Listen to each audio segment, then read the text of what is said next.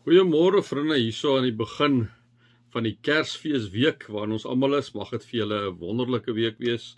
Vir ons as kinders van die Here vier ons hierdie week. Ons weet die dag, liewe vriende, dis nie presies die dag waarop Jesus gebore is nie. Die weet ons nou almal, maar ons het daardie dag vir onsself geannexeer. Maak eintlik nie saak watter dag dit is nie. Die feit is Jesus is vir jou en vir my gebore. Liewe vriende, in 'n krib in Bethlehem is hy vir jou en vir my gebore, né? En dit is die dag wat ons vier, wat ons deur die eeue heen gevier het. Julle kan nou 'n bietjie gaan kyk na die agtergrond en die kontekste van Kersfees en die dae en al die goed. Ek dink dit is my gesprek wat ek wil hê nie. Die feit is net, vriende, dat ons vier hierdie week die geboorte van Jesus Christus. En daarom het ek ook goed gedink, vriende, voordat ek vir ons 'n gebed doen, dat ek gaan sommer vir julle dit lees. Want baie keer lees ons nie die stukke nie. Ek kan nou 'n klomp goed vir julle sê daaroor, maar ek dink ek gaan so 'n paar gedeeltes lees, die eerste 3 dae wat die geboorte van Jesus voorgaan. So ek gaan dit letterlik rustig net vir julle lees. Julle kan dit weer eens pause waar julle wil om 'n bietjie daaroor te reflekteer. Mag ek net vir julle lees tot en met wat ons dan Kersdag by uitkom, né? Kom ons raak net so vir 'n oomblik rustig.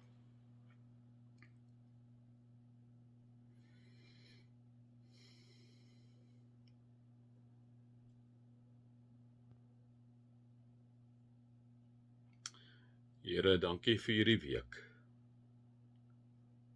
Dankie vir die week, Here, waarin U vir ons gebore is. Die God van die heelal wat mens geword het, homself kom verneder het, om op die ou en nou ook in ons plek te sterf, sodat elkeen wat in hom glo nie verlore sal gaan nie, maar die ewige lewe sal hê. Dankie daarvoor. Amen. Dit mag daar vir julle genade en vrede en oorvloed wees, dat julle God ken, Jesus ken en die Heilige Gees ken. Vriende, ek gaan met julle lees hier uit Lukas. Ek gaan die Lukas Evangelie gebruik om 'n bietjie met julle 'n gedeelte te lees. En ek gaan vir julle lees hier uit Lukas 1, waar die geboorte van Jesus aangekondig word. Lukas 1 vers 26. In die 6de maand van Elisabeth se swangerskap het God die engel Gabriël gestuur na 'n maagd na Nasaret, 'n dorp in Galilea. Sy was verloof aan Josef, 'n man uit die geslag van Dawid, en die naam van die maagd was Maria.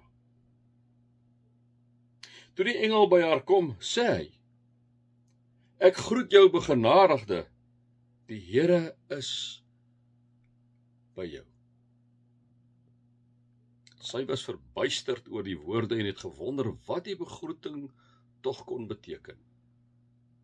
Die engel sê toe vir haar: "Moenie bang wees nie, Maria, want God bewys genade aan jou. Jy sal swanger word en 'n seun in die wêreld bring, en jy moet hom die naam Jesus gee. Hy sal groot wees en die seun van die Allerhoogste genoem word. Die Here God sal hom die troon van sy voorvader Dawid gee, en hy sal as koning oor die nageslag van Jakob heers tot in ewigheid. Aan sy koningskap, kom sê die engel vir Maria, sal daar geen einde wees nie."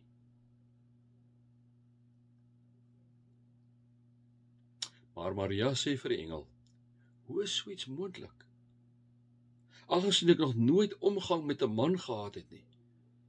Die engel antwoord daartoe: "Die Heilige Gees, Maria, sal oor jou kom en die krag van die Allerhoogste sal die lewe in jou wek. Daarom sal die een wat gebore word heilig genoem word, die seun van God. Kyk, 'n bloedverwant van jou, Elisabeth, het in haar ouderdom self ook 'n seun ontvang, en sy wat as onvrugbaar bekend was, is nou al in haar 6de maand.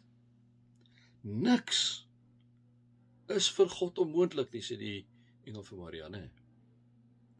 Maria sê toe: "Ek is tot beskikking van die Here. Laat met my gebeur wat U gesê het." Toe het die engel van haar af weggegaan.